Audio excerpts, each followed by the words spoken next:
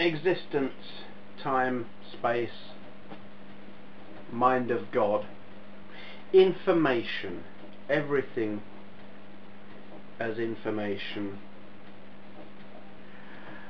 That is a lot of information. Enormous. Where is it? Where is it kept? How is it kept? Don't know. Though if it is just information and not matter, could it be a singularity? But also, this got me thinking about, here we go, soggy paw prints, got me thinking about something else. Years ago, I had a program on my Amiga computer called Algo Music. Now, if you think about music, you experience it as sound, obviously, a very rich, layered sensory experience. It's big, it's huge, especially if it's loud. And then if you take that as a purely data form, digital binary on a CD or compressed as an MP3, it's still pretty big, it's a lot of data. Certainly you experience it in a, well, you don't experience it, you know, you hear the sound waves and it's massive. You look at the digital data and it's, you can kind of imagine it's quite big. But this Algo Music program I had created music purely from an algorithm, and it was tiny.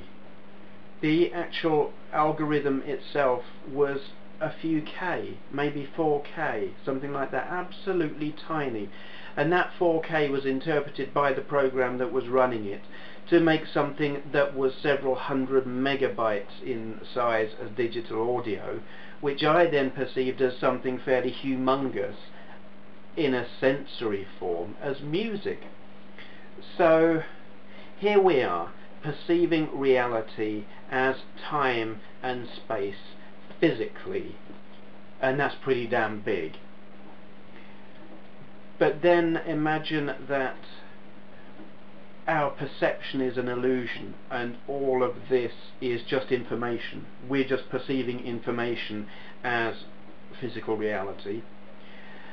But then what if all of that information was just an extrapolation of an algorithm?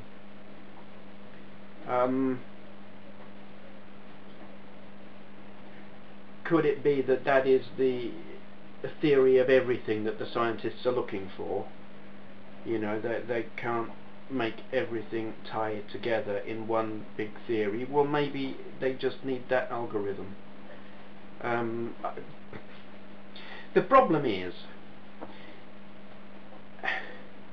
if it is all just information that we're perceiving as reality, if this is all an illusion, it's like a game, if you like. It's like the Matrix. If you're on the inside, if there is no physical being on the outside that can look in, you can't read the code, you can't see what the algorithm is, because you're created by it. You know, it's like if you're a game character, you can't read the code of the game that you're in. You can't see the TV that you're appearing on because you're on the inside. It's like if you're inside a house, you have no idea what that house looks like on the outside unless you can go outside, and you can't. If this is how we perceive reality and it's an illusion, we can't step outside. So what's the good of all of this? What possible point is there? What purpose does this theory serve? If it's all an illusion and we can't, maybe we can manipulate it a bit, perhaps. Some people, I mean, it occurred to me earlier, I was saying, you know, the whole move the piece of paper thing. I'm not actually saying I can do that. I can't. I don't for one moment think through the power of my mind I can make things happen.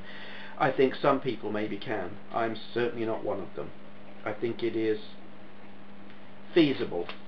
The the rules of my theory permit it. And that's really what it's all about. For me, it's about finding a model, a theory, that accounts for everything that happens, or appears to happen, or may happen, or some people say happens. And I suppose it's all about fear of death. We die, we know this. Is there anything else afterwards? Well, if all there is information, death itself is an illusion, and there has to, you know, there's more there. What's to stop us experiencing it? If death is just an illusion, because reality as we perceive it is just an illusion, do we go and live another life? Reincarnation? Do we, I mean, if you want to be all Christian about it, could you suddenly gain access to all of it? Would that be heaven? Don't know. But I like the idea that death is not the end.